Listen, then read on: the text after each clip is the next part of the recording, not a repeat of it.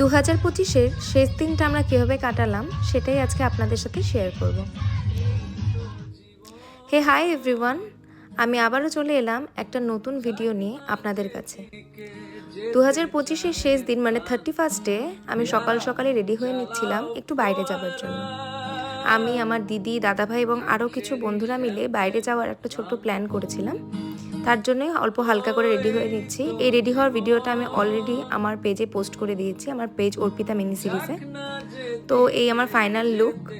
আমি তৈরি হয়ে একটু ছোটোখাটো ভিডিও করে নিচ্ছিলাম, কারণ দিদি দাদাভাই দুজনেই গাড়ি নিয়ে আসবে আমাকে নিয়ে যাওয়ার জন্য।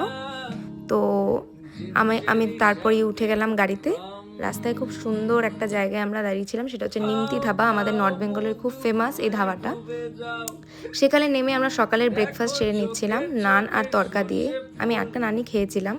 তারপরে বেরিয়ে পড়লাম আমাদের আবার জার্নি স্টার্ট করার জন্য। এখানে সবাই মিলে আমরা গাড়িতে উঠছি। কিছু ফটোশ্যুট করার পরেই আমরা গাড়িতে উঠে গেছি।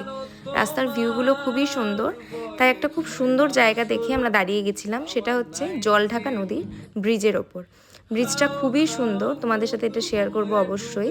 এরপরেই আছে মূর্তি নদী, অবশ্য সেখানে খুব ভিড় এবং ব্রিজটা ভেঙে যাওয়া আমরা সেখানে দাঁড়াতে পারিনি। তাই আপাতত এই জলঢাকা নদীতেই আমরা দাঁড়িয়েছিলাম। খুবই সুন্দর জলের স্রোত, সাথে শীতের মিষ্টি হাওয়া আর জলের আওয়াজ, শব্দ এত সুন্দর, তোমাদেরকে কী করে বোঝাবো। যারা নর্থ বেঙ্গলে থাকো আশা করি এই জায়গাটা খুব দেখেছো, এবং যারা সাউথ বেঙ্গল থেকে আসো অবশ্যই জায়গাটা ভিজিট করো, খুবই সুন্দর।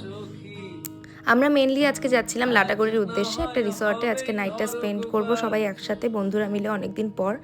সকলে তো সবসময় ছুটি পড়ে না, 31st নাইটে তাই সবাই চেষ্টা করে এই দিনটা ফাঁকা করেছি যাতে সবাই একটু ঘুরতে যেতে পারি। দেখো জলের স্রোতটা কত সুন্দর লাগছে দেখতে। ক্যামেরায় বন্দি করতে পেরেছি যতটুকু তোমাদের সাথে শেয়ার করব, কিন্তু বিশ্বাস করো চোখে না দেখলে এই জায়গাটাকে বোঝা যায় না যে কতটা সুন্দর। দাঁড়িয়ে মনে হচ্ছিল এখানেই থেকে যায়, কিন্তু সময় তো বয়ে চলছে, তাই এখান থেকে আমাদেরকে বেরিয়ে যেতে হয়েছে খুব তাড়াতাড়ি। 15-20 মিনিটই দাঁড়িয়েছিলাম ব্রিজে। দাঁড়িয়ে সকলে মিলে কিছু ফটো ভিডিও নিয়েছি, আর দূরে খুব সুন্দর যে ব্রিজটা নতুন হয়েছে সেটা দেখা যাচ্ছে। সেটাও যতটা পেরেছি জুম করে তোমাদের সাথে শেয়ার করার চেষ্টা করছি।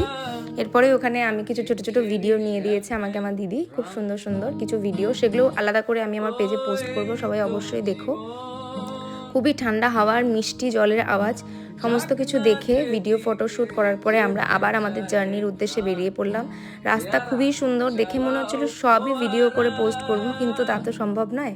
কিছুটা কেটে এডিট করে সব কিছু তোমাদের জন্য পোস্ট করলাম। তারপরে আমি নিজের কিছুটা ভিডিও নিয়ে নিচ্ছিলাম, কারণ এত সুন্দর মিষ্টি রোদ উঠেছিল। আমাদের নর্থ বেঙ্গলে খুবই ঠান্ডা চলছে, কিন্তু তাও তার মাঝখানেও 31st-এ এত সুন্দর একটা মিষ্টি রোদ উঠেছে আমরা ভাবতেই